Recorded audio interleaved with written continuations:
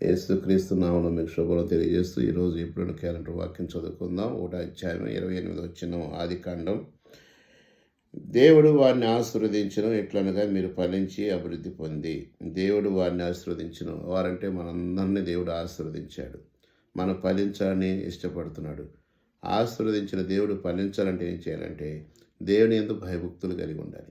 యేసేపు యొక్క జీవితంలో చూస్తే ఆదికాండం 39 చూస్తే ఆయన పాపాన్ని చూసి భయపడ్డాడు. ఎప్పుడైతే పాపాన్ని చూసి భయపడుతూ వచ్చాడో ఆయన ఇంటుండా బయటుండా ఎక్కడుండా పొలానుండా ఆయన బట్టి అనేకులు దీవించబడుతూ వచ్చారు.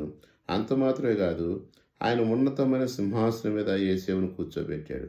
అనేకులకి ఆహారం అందినట్లు యేసేపును వాడుకున్నాడు దేవుడు. అనేక దేశాలను పోషించేవాడుగా ఉన్నాడు. అంటే యేసేపు ఫలించుడి కొమ్మ. మనం కూడా ఫలించాలంటే యేసేపు వలె దేవుని యందు భయభక్తులు కలిగి ఉందాం.